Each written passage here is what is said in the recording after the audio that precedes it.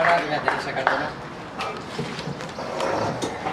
Bon dia a tots i benvinguts a aquesta jornada de portes obertes.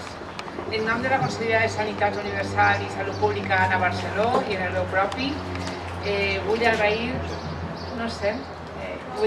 la seva invitació a participar en aquest acte de la Fundació Projecte Home Miguel Roca, Fundació Bisbe Miguel Roca, és un poc llarg el nom, i en concret el seu president Ignacio Nacho Grande. Aprofite per a traslladar-vos que tant en la Conselleria com en la Direcció Territorial de València que ara represente sempre tindran el nostre suport i col·laboració. Felicitar-los per aquesta excel·lent iniciativa que pretén visibilitzar el treball que en l'àmbit de les drogodependències es realitza des d'entitats com Projecte Home. Aquesta proximitat que avui es busca així contribueix efectivament a un dels principis bàsics que han de regir el treball en l'àmbit sanitari, apropar els recursos a la població, facilitant el seu coneixement i contribuint al seu accés i utilització. No en sentiu? Has d'acostar-te molt. A veure si així, no sóc jo massa artista. Fins ara havia saludat i poc més, he oferit la meva conselleria tot el que necessiteu i la direcció territorial, per supost. Encara que sabem que actualment el problema de les drogodependències no es troba entre les principals preocupacions més reconegudes per la societat valenciana, els que dia a dia treballeu en aquest apassionant però complex àmbit sabeu que el fenomen de les drogues i les drogodependències segueix constituint una amenaça per a la salut de tots, dels joves i adults, d'homes i dones, sense diferenciar classe o origen social, i enfront d'això, el treball de milers de professionals ha contribuït a construir i consolidar una xarxa socioassistencial pública, la valenciana, capacitada per oferir una resposta integral que inclou tots els aspectes biopsicosocials que convergeixen en un trastorn addictiu.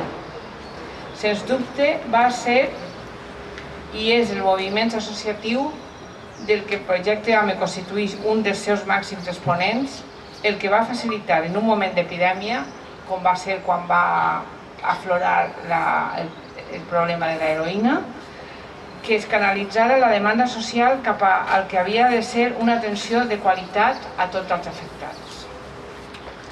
Amb una reconeguda trajectòria de més de 30 anys, que avalen la seva professionalitat i implicació social, Projecte Home constitueix no solament un referent a nivell estatal, sinó també una peça clau en el manteniment de la xarxa d'atenció a les conductes addictives de la Comunitat Valenciana i un exemple de col·laboració amb l'administració pública.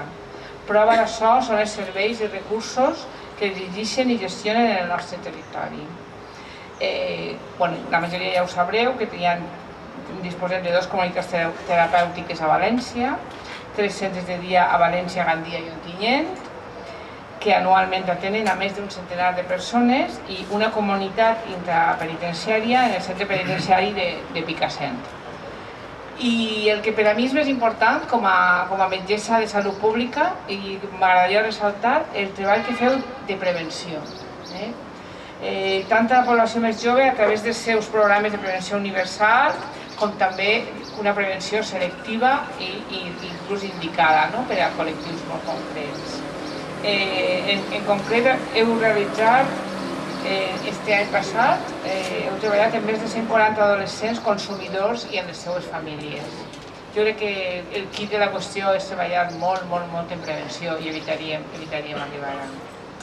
Parlem, per tant, d'un ampli treball que va des de la prevenció amb la població més jove fins als processos de rehabilitació amb col·lectius més marginats. Si tinc una mà sola, se m'ho passa la fulla. Però, sens dubte, el més significatiu és el valor qualitatiu d'aquests programes i serveis. El que caracteritza a Projecte Home des del seu origen és l'aposta per un model d'intervenció que situa a la persona en el centre del procés terapèutic, com el seu protagonista principal, tractant d'identificar les causes que indueixen a la persona al trastorn addictiu i efectuant l'abordatge des d'un marc educatiu terapèutic per aconseguir que la persona recuperi la seva autonomia, el sentit de responsabilitat amb la seva pròpia vida i l'entorn i la seva capacitat per a prendre decisions. Per tot això, tan sols en queda reconèixer la tasca i el treball en algunes ocasions invisible de la Fundació i de tots i cadascun dels seus professionals, l'esforç de l'organització per mantenir-se sempre al peu del canó, renovant-se i acreditant la seva inestimable tasca en el camp dels trastorns addictius. Moltes gràcies a tots.